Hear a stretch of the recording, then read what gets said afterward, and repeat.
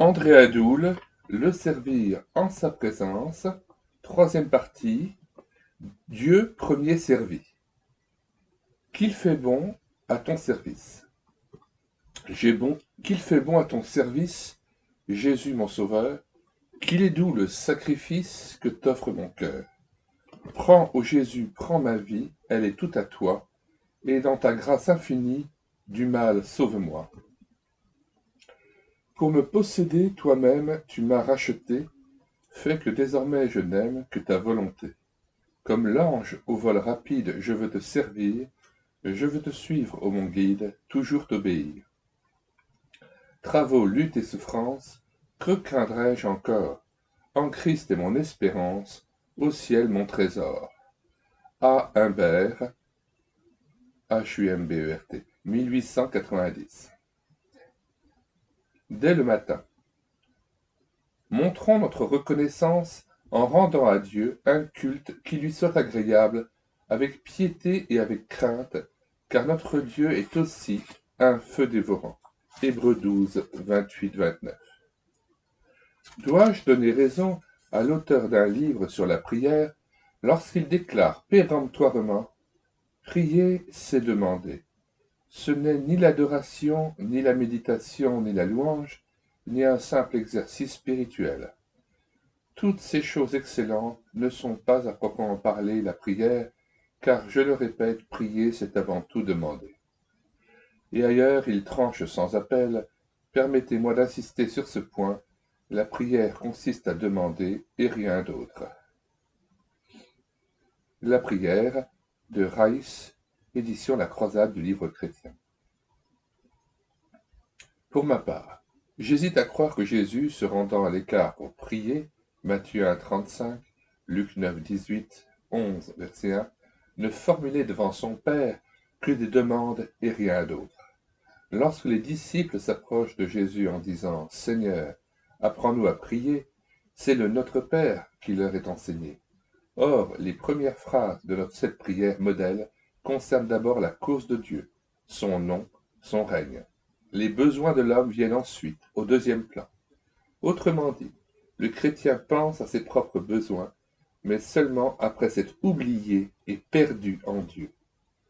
Sans chercher à contredire l'auteur cité plus haut, et surtout par souci de clarification, nous distinguerons dans ces pages le culte offert à Dieu de la prière demande, qu'elle soit requête ou intercession. Ces différentes formes de prière constituent, croyons-nous, le service en esprit dont parle l'apôtre, un service qui devait se poursuivre tout au fil des heures.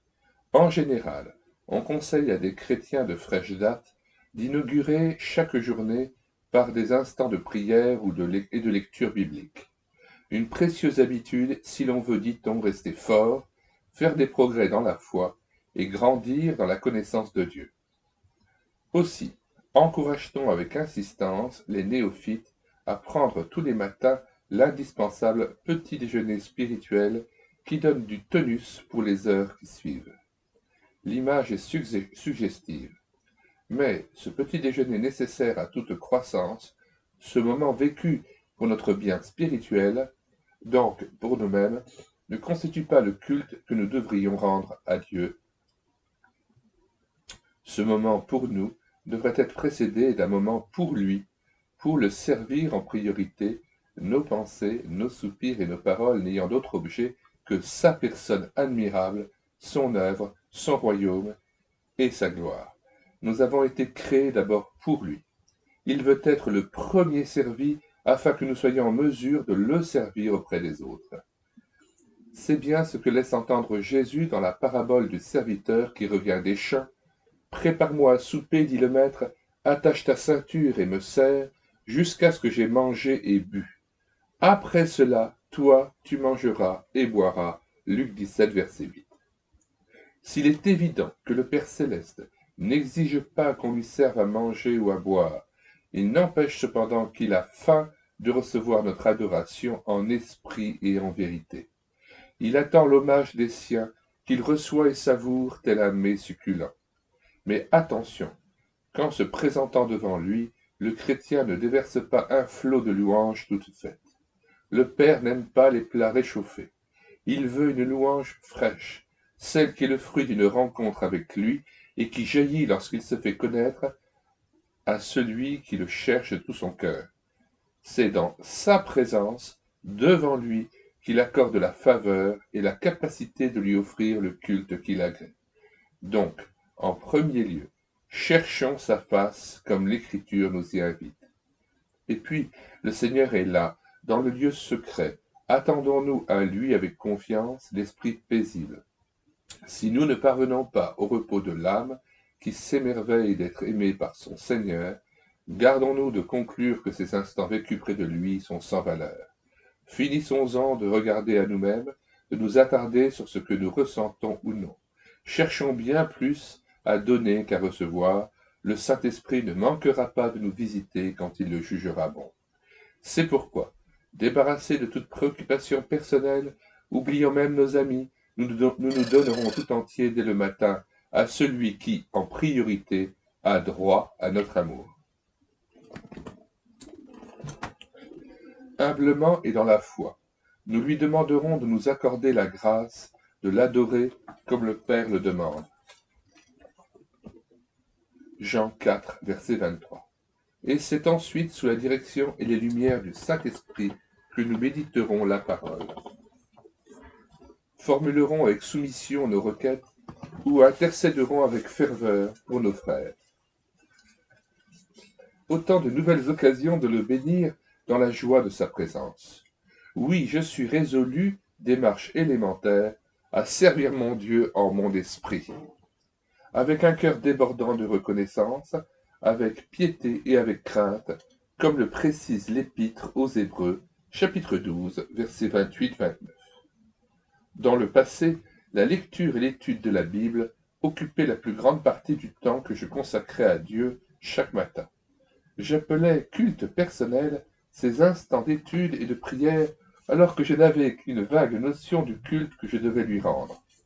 S'il est vrai qu'il n'y a pas de bons ouvriers du Seigneur qui ne méditent la parole et ne lui consacrent du temps pour s'en pénétrer et l'étudier avec soin, il n'est pas moins vrai que le temps consacré à la seconder ne doit pas empiéter sur celui du recueillement orienté vers l'adoration.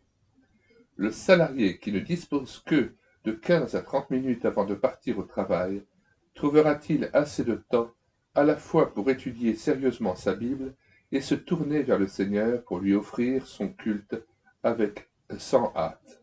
J'en doute. Il serait préférable qu'il introduise ces moments de tête-à-tête avec Dieu par une courte étude, peut-être les quelques versets qui l'ont saisi et réjoui durant sa méditation de la veille, qui dirigera ses pensées vers Dieu et nourrira la louange qui lui est due. Il devrait prévoir un moment favorable dans la journée ou un temps plus long durant le week-end ou les congés pour s'adonner à une étude approfondie des textes sacrés, non pour remplir la tête d'inutiles notions, mais pour grandir dans la connaissance de Dieu et de sa volonté, dans le but de lui plaire et de lui obéir. Il m'est apparu que l'étude de la parole laisse souvent trop peu de place au Seigneur qu'on voudrait écouter et exalter. Que de fois, lors de mon culte personnel, j'ai été arrêté par un texte obscur qui me déroutait. Je me suis alors polarisé sur la difficulté avec la folle envie d'en percer le mystère.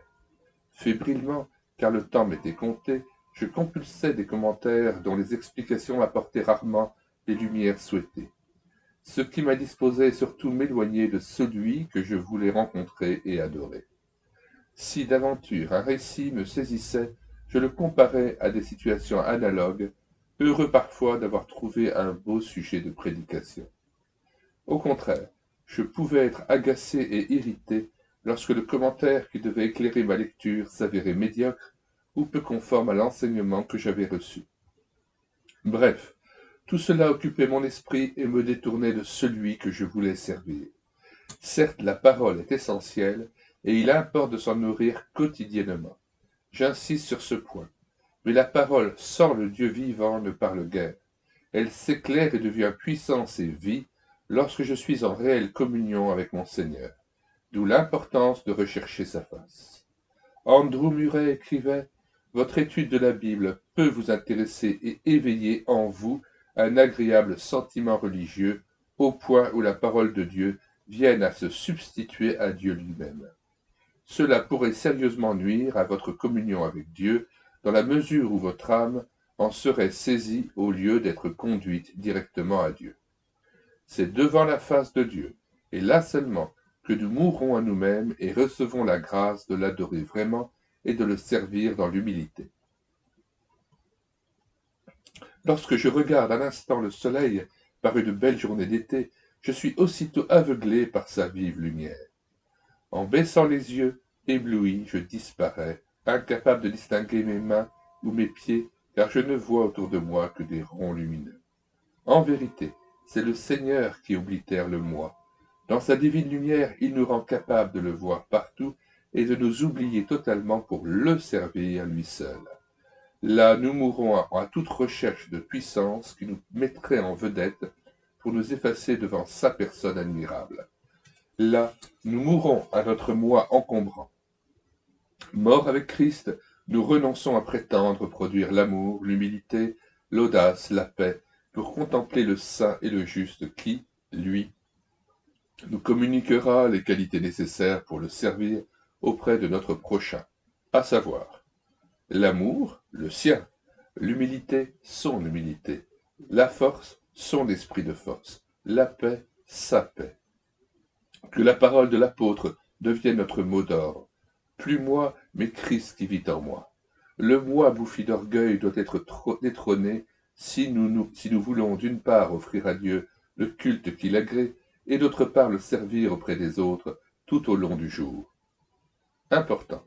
Je veux me convaincre que le temps passé seul à seul avec le Seigneur dans l'adoration est un service auquel Dieu prend un plaisir extrême, un service qu'il récompensera plus tard, Matthieu 6, verset 6, un service qu'il attend et réclame avec insistance, Jean 4, verset 23. C'est le service par excellence qui mérite d'être accompli en priorité. Hélas, que de négligence sur ce point, celui qui devait être le premier servi, objet de notre ferveur, est grandement oublié. Le chrétien est parfois tellement occupé de sa personne, de ses sentiments, de son bonheur, de ses multiples besoins, de ses progrès spirituels, qu'il se sert lui-même sans y songer, plutôt que de le servir et l'adorer en vérité, comme le demande Jésus, Jean 4, 23 à 24. Quelqu'un a dit, ou bien nous sommes plus importants que Dieu, ou bien Dieu est infiniment plus important que nous. La réponse va de soi. Toute notre attention devrait donc, durant ces instants de culte personnel, se concentrer sur la personne de Dieu, ainsi que sur ce qu'il fait ou dit. Quoi? Nous lui devons tout, lui qui est si grand, et nous l'oublierions à longueur de journée comme nous délaisserions une personne négligeable. Quel péché qu'une telle impiété! Confessons-la sur le champ, si le Saint-Esprit nous saisit par ses propos. Question. Avons-nous compris que nous servons notre Dieu lorsque nous prions pour lui rendre hommage et l'adorer? Sommes-nous conscients qu'en ces instants le Père nous voit et nous récompensera le jour venu, déjà sur la terre par une vie transformée et plus tard dans l'au-delà, au grand jour des rétributions? Sommes-nous déterminés à consacrer du temps à la personne de notre Dieu pour l'adorer comme il nous le demande? Jean 4, verset 23.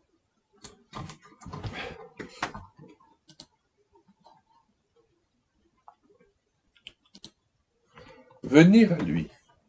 Quand tu pries, entre dans ta chambre. Ferme ta porte et prie ton Père qui est là, dans le lieu secret. Et ton Père qui voit dans le secret, te le rendra. Matthieu 6, verset 6. Le service terminé, la foule sort de l'église et s'attarde sur le parvis. Un ami de petite taille s'approche de moi pour me parler. Le brouhaha autour de nous est tel que mon interlocuteur se voit obligé de répéter ses phrases et de parler lentement en détachant ses mots. Peine perdue, je n'ai saisi que des bribes de ce qu'il s'évertue à me dire. Aussi dois-je me pencher vers lui en tendant l'oreille, ma main servant de pavillon. Hélas, Cet ami a beau forcer le ton et s'appliquer à articuler distinctement chaque syllabe, nous devons nous éloigner un peu pour arriver enfin à nous comprendre. Nos efforts conjugués finissent par avoir raison de cette pléthore de décibels. Dois-je pour autant me culpabiliser d'avoir eu tant de peine à saisir les paroles de cette personne, et tant de peine à établir un vrai contact avec elle, alors que nous y étions l'un et l'autre bien déterminés? Mon interlocuteur pouvait-il raisonnablement me reprocher de ne pas posséder une ouïe assez fine pour recevoir son message? Devais-je me sentir coupable de l'avoir invité à répéter ses phrases? Bien sûr que non. Au milieu de gens bruyants, il ne pouvait en être autrement. De même, trop de chrétiens se culpabilisent sans motif. Je ne dois pas être étonné ni m'accuser si d'aventure j'éprouve une réelle difficulté à trouver le contact avec Dieu, même si la veille au soir, avant le coucher, je me suis sérieusement préparé pour le rencontrer. Les jours se suivent et ne se ressemblent pas. Tel matin, Dieu peut être très présent dès que je le rejoins, alors que le lendemain, sans raison valable semble-t-il, j'ai l'impression de me trouver devant un mur. Méfie des impressions. Thorey, T-O-2-R-E-Y, l'auteur de Comment prier, disait « Beaucoup de moments de prière les plus bénis ont souvent commencé dans un sentiment profond de mort spirituelle et une absence complète d'esprit de prière. Dans cette froideur, je me suis abandonné à Dieu, et il a répondu. Ne soyons pas incrédules. Dieu veut ardemment dialoguer avec nous, mais l'adversaire s'y oppose. D'où ce combat que déclenche inévitablement celui qui s'approche du Seigneur. Cette lutte fait partie de la vie chrétienne. C'est un pan de la persécution que doit subir l'enfant de Dieu. Satan, plus que quiconque, mesure l'importance de ce tête-à-tête quotidien. Aussi pèse-t-il de tout son poids pour que nous y renoncions. Et s'il nous voit réellement déterminés à chercher sa face, il s'emploiera à perturber la rencontre et à nous empêcher de concentrer nos pensées sur Jésus. Ne nous laissons pas arrêter par le rideau de fumée qu'il jette entre Dieu et nous. Il se dissipera le moment venu, et c'est le Père qui s'en chargera. Que les brouillards du diable ne nous impressionnent pas. Il nous suffit de savoir que le Père est là, dans le lieu secret, donc à nos côtés, Matthieu 6, verset 6. Et puis une chose retient la plupart des chrétiens, c'est la pensée de perdre leur temps chaque fois qu'ils s'isolent pour prier Dieu, alors qu'il y a tant à faire dans le foyer, dans la société ou dans l'Église. L'action plaît davantage parce qu'elle laisse des traces. En effet, lorsque nous annonçons la bonne nouvelle, que nous rendons visite à des malades ou portons secours à des malheureux, nous avons le sentiment réconfortant d'être utiles, de vivre réellement l'Évangile, alors qu'une heure de prière ne laisse, semble-t-il, rien de palpable. Détrompons-nous. C'est de notre communion avec Dieu que naît, par exemple, notre angoisse pour le monde perdu. Près de lui, nous ne pouvons garder l'amour de Dieu pour nous seuls. Il déborde, il nous presse, il nous rend conscients des besoins du monde et nous donne l'occasion d'y répondre selon nos moyens. Bref, notre vie se simplifie et la présence de l'Esprit Saint nous éloigne de l'intolérable essoufflement d'une activité fébrile. Kelly. Tout change quand Dieu est au gouvernail de notre vie. Certes, il n'y a aucune obligation pour le croyant d'inaugurer chacune de ses journées par un moment de culte personnel. Il est un homme libre et Dieu respecte sa liberté. Mais parce que sa vie et sa santé spirituelle, ainsi que la qualité de son service, dépendent de ces moments précieux, il serait déraisonnable, pour ne pas dire dommageable, de négliger le rendez-vous du matin.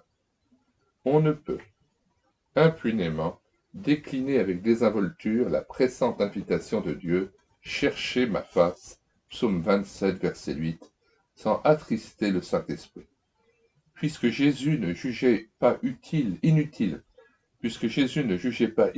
de consacrer à son Père de longs instants aux premières lueurs du jour, soyons conscients de l'importance de ce face-à-face quotidien. Avant de se présenter devant Dieu, il n'est pas superflu de se rappeler les 7 vérités mentionnées ci-dessous. Inscrivez-les sur la page de garde de votre Bible. Lisez-les avec soin, mémorisez-les, cherchez à vous en pénétrer chaque fois que vous vous disposez à lui rendre votre culte quotidien, qui est, ne l'oubliez pas, un service que Dieu attend de vous. Chaque vérité reconnue et acceptée fortifiera votre assurance et deviendra un puissant motif d'adoration. Première certitude. Le Père est là dans le lieu secret, Matthieu 6, verset 6. Donc il est déjà là. Soyez-en conscients. Il vous a précédé et vous attend, preuve qu'il vous est favorable. Plus que quiconque, il désire votre amitié. À vous de répondre à cette divine présence par un acte de confiance. C'est un premier sujet de louange. Le Père est là. Deuxième certitude, le Père vous voit dans le lieu secret. Matthieu 6, 6. Donc, il s'intéresse à vous. Vous n'êtes pas un être oublié ou perdu dans la foule de ses créatures. Et si vous avez quelques difficultés à discerner sa présence, il se réjouira de voir que vous le cherchez avec détermination. Ne soyez pas pressés et attendez avec confiance qu'il entame le dialogue avec vous. Puis bénissez-le pour l'intérêt qu'il vous porte et le bien qu'il veut vous accorder. Troisième certitude. Le chemin jusqu'à Dieu vous est ouvert par le sang de la croix. Hébreux 10, verset 19. Le cœur purifié, approchez-vous donc sans réticence de celui qui ne repousse pas quiconque le recherche. Exprimez-lui ce nouveau sujet de reconnaissance. Ici, je crois utile de citer quelques paroles de L.S. Schaffer, Lewis Sperry Schaffer, Le Salut, Mission évangélique belge. Jésus a dit « Je ne mettrai pas dehors celui qui vient à moi ». Jean 6, 37. Étant venu vers lui, je n'ai plus qu'une question à me poser. M'a-t-il mis dehors? Cette question est excessivement sérieuse, car la sincérité et l'honnêteté du Christ est en jeu. Celui qui doute du salut, à ce point ne commet pas un acte d'humilité, il commet au contraire le péché de méfiance. Le péché de méfiance envers Dieu. Il fait Dieu menteur. Sans la foi, il est impossible de lui être agréable. Hébreux 11, 6. Douter est faute grave. Quatrième assurance. Et le Père te le rendra. Matthieu 6, verset 6. Lui offrir notre culte dans le secret, c'est un service que Dieu demande. Jean 4, verset 23. Un service qui recevra une récompense exceptionnelle, puisque la louange lui est plus agréable que les plus grands sacrifices. Psaume 69, versets 31-32. Quel insigne privilège et quel merveilleux sujet de louange que d'être admis au service du roi des rois, du Seigneur des seigneurs. Alors, sans parcimonie, servez-le avec joie. Cinquième certitude, la communion avec Dieu si précieuse est un don, une grâce, une faveur imméritée. Alors pourquoi douter et ne pas s'en saisir? À vous d'accepter maintenant ce cadeau du ciel en bénissant avec reconnaissance le divin donateur. Jésus lui-même nous y encourage. Que celui qui a soif de vraie communion vienne à moi et qu'il boive, Jean 7, 37, c'est-à-dire saisisse maintenant par la foi ce que je lui accorde. Sixième assurance. Dieu, tel un refuge, nous protège de l'adversaire. L'essentiel est donc de demeurer en lui, d'habiter dans ce lieu sûr en l'invitant à capter et à garder nos pensées en Jésus-Christ. Philippiens 4, verset 7. Ce n'est donc plus notre affaire de chasser ou de juguler des pensées vagabondes, c'est l'affaire du Seigneur. Notre part est de le vouloir et d'attacher du prix à son action, de le laisser agir en nous, d'entrer dans le repos de nos vains efforts en nous abandonnant avec confiance au Tout-Puissant, puisque c'est lui qui le fera. Jérémie nous rappelle qu'il est bon d'attendre en silence le secours de l'Éternel. Lamentation de Jérémie 3, verset 26. Septième assurance. Le juste vit par la foi, Habacuc 2, 4 et Romains 1, 17, et non par la joie ou les sentiments.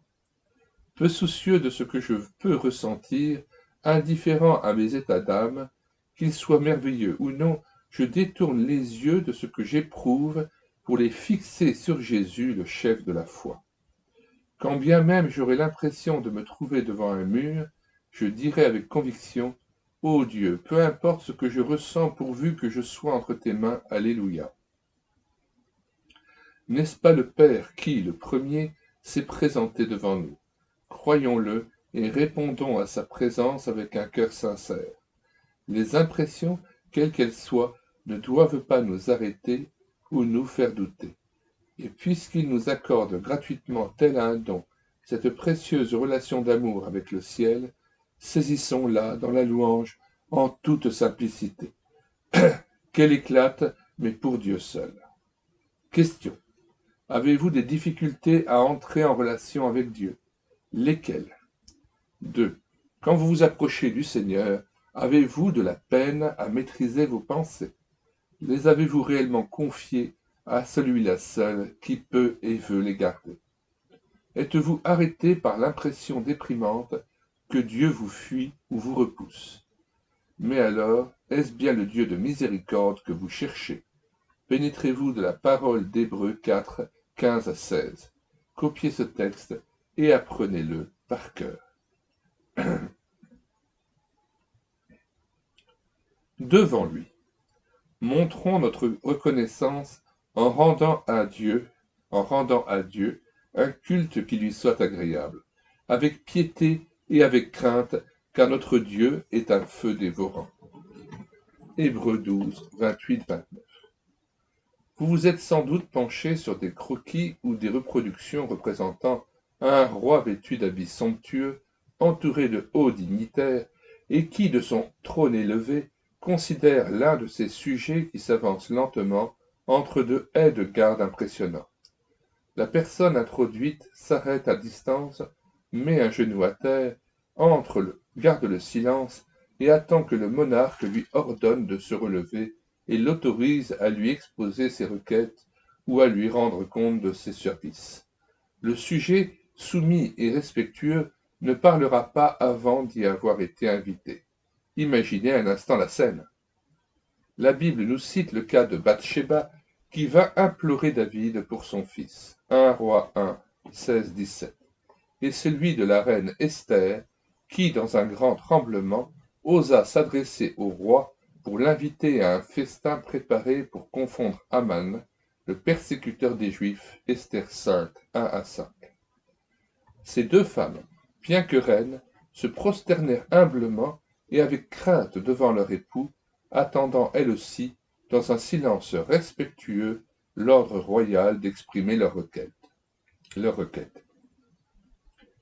Qui s'approche de Dieu pour lui offrir son culte devrait garder à l'esprit cette scène de la scène du trône avant de se présenter devant le roi des rois avec respect et soumission.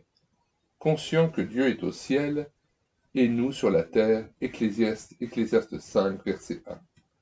Trop de chrétiens traitent le Seigneur avec désinvolture, en copain, s'autorisant de réduire orgueilleusement la distance qui les sépare du Créateur de gloire. Certes, le Christ consentit, il y a 2000 ans, à descendre parmi les hommes, à revêtir un corps humain pour les fréquenter. Plus encore, il se laissa clouer sur une croix, tel un malfaiteur pour les sauver. Aussi l'enfant de Dieu a-t-il désormais la liberté de s'approcher du trône de la grâce avec une pleine assurance.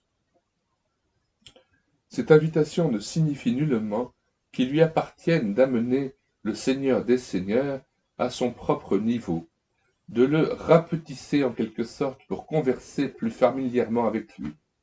Le conseil de l'Ecclésiaste, ce grand roi, conscient de son infinie petitesse, reste toujours d'actualité. Prends garde à ton pied lorsque tu entres dans la maison de Dieu, et approche-toi pour écouter plutôt que pour offrir le sacrifice des insensés, car ils ne savent pas qu'ils font le mal. Ne te presse pas d'ouvrir la bouche, et que ton cœur ne se hâte pas d'exprimer une parole devant Dieu, car Dieu est au ciel, et toi sur la terre, que tes paroles soient donc peu nombreuses.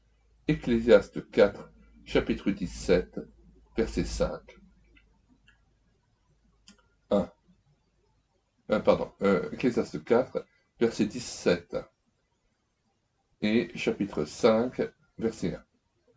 Ici, pensez à Jean-Baptiste qui n'osait pas même délier la courroie des chaussures du Fils de l'homme, malgré leur lien de parenté.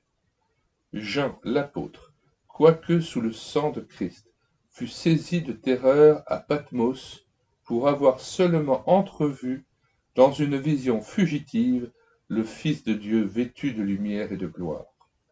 Hommes et femmes qui l'abordaient jadis se prosternaient devant le Maître avec révérence, et les disciples eux-mêmes, quoique journellement à ses côtés, l'appelaient respectueusement Maître et Seigneur. Et ils avaient raison de l'appeler ainsi. Jean 13, verset 13. Et nous donc, serions-nous plus que l'apôtre ou que Jean-Baptiste le prophète pour être dispensés de l'honorer? Ah, nous avons rudement besoin, et il faut le vouloir, de redécouvrir sa grandeur, afin de le servir avec crainte, respect, soumission et émerveillement. Le Dieu copain ne peut être grand et glorieux.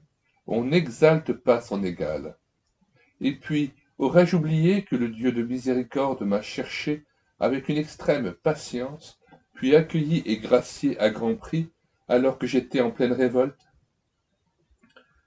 Aurais-je oublié qu'en dépit de mes infidélités répétées et de mes négligences sans nombre, inlassablement il continue de me combler de ses biens, de me garder par sa puissance, afin que je partage en sa compagnie une éternité bienheureuse?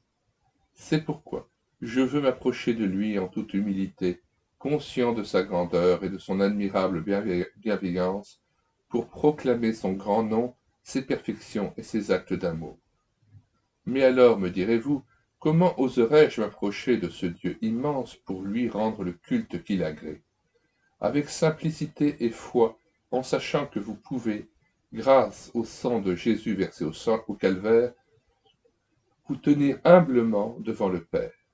Il ne s'agit pas de sentir sa proximité, d'en prendre conscience, de visualiser cette présence, d'éprouver une émotion, mais tout simplement de croire qu'il est présent devant vous et en vous si vous lui appartenez.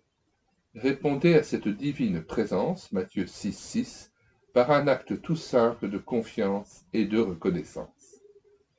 Encore hésitant, vous prétextez peut-être. Mais je ne sais trop que lui dire, ni comment célébrer ce culte qui l'honore. Sa grandeur m'impressionne, et je crains d'exprimer des vérités du bout des lèvres. Donc de l'irriter, la bonne volonté ne suffit pas. Tant mieux si vous êtes à court de paroles. Devant lui, pas de bavardage. Devant lui, pas de bavardage. Rappelez-vous le conseil de Salomon cité plus haut. Ecclésiaste 5, verset 1. Soyez donc simple. Si vous ne savez que dire, gardez le silence devant lui. L'humoriste Raymond DeVos disait « C'est fou ce qu'on peut dire dans une minute de silence ». Ne riez pas de cette boutade. Après tout, elle n'est pas aussi stupide qu'elle en a l'air. Quelques minutes d'un silence vécu devant le Dieu de majesté est un échange qui apporte plus qu'on le croit. Ce sont des moments bénis d'adoration et d'émerveillement. Qui contemple le Père n'a guère envie de parler. Mais si je ne dis mot, immanquablement mes pensées vont se disperser, folâtrer de ci de là. Je le sais, l'adversaire s'y emploiera. Donc, si je comprends bien, je devrais m'efforcer de faire le vide dans mon esprit. Surtout pas, car Satan prendrait aussitôt la relève. Il vous glisserait l'oreille, efforce-toi de ne penser à rien, laisse-toi faire, demeure dans une attitude passive. Quiconque fait le vide sera submergé des pensées les plus diverses qui le tiendront loin de Dieu. Quand la maison est balayée, l'ennemi revient en force. Matthieu 12, 43 à 45. Il est plus sûr de s'attendre au Seigneur en lui disant simplement « Ô Dieu, capte mes pensées, je t'abandonne mon esprit pour que tu le purifies et le remplisses de toi. » Tu es mon refuge et mon bouclier. Merci de ta victoire dans ce domaine. Puis restez paisible et confiant devant Dieu, qui ne manquera pas d'intervenir, même s'il tarde un peu. Mais, ajouterez-vous, il m'arrive très souvent d'éprouver un sentiment de sécheresse et d'avoir l'impression de me trouver devant une porte fermée ou un Dieu absent, ce qui m'ôte toute envie de prier lorsque je le recherche. Ah, les impressions! Rassurez-vous, si vous cherchez Dieu, c'est qu'il vous cherche déjà. C'est lui qui a pris les devants. C'est pourquoi ne l'accusez pas d'avoir l'air de se dérober. Il est vrai que Dieu, parfois, vous semble hostile alors que nous croyons avoir une bonne conscience devant lui. N'en soyez pas troublés. Le chrétien ne devrait jamais se laisser arrêter par ce qu'il ressent. Dieu n'est pas à l'image des hommes. Il ne boude pas. C'est Satan qui produit ces impressions négatives, toujours floues, qui déboussolent celui qui les prend au sérieux. Au lieu de vous démener et de multiplier vos efforts pour entrer en communion avec le Seigneur, imitez David qui interrogeait ainsi son âme inquiète. « Pourquoi t'as battu, mon âme? Espère en Dieu. » Psaume 42. Comme ce grand roi, dites résolument « Je refuse de me laisser perturber par de vagues impressions. Je tiens à placer ma confiance dans le Seigneur, mon secours. Dieu peut-il décevoir quiconque espère en lui? » Enfin, chaque fois que vous allez à l'écart pour lui rendre hommage, soyez conscient que l'occasion vous est donnée de servir le Seigneur. L'apôtre vous y encourage, lui qui accole les deux expressions « soyez fervent d'esprit » et « servez le Seigneur », comme si elle n'en faisait qu'une. Romains 12, 11. Être au service du roi des rois, quel insigne honneur! Que celui qui se glorifie dans le Seigneur. 1 Corinthiens 1,31. Question. Êtes-vous réellement conscient de la grandeur de Dieu lorsque vous vous approchez de lui? Ne l'avez-vous pas trop facilement traité en copain? N'avez-vous pas trop souvent chanté ses louanges avec désinvolture? Qu'est-ce qui vous donne cependant la liberté de vous approcher de ce Dieu infiniment grand et redoutable? Qu'est-ce qui, éventuellement, vous empêche de le prier avec ferveur et joie?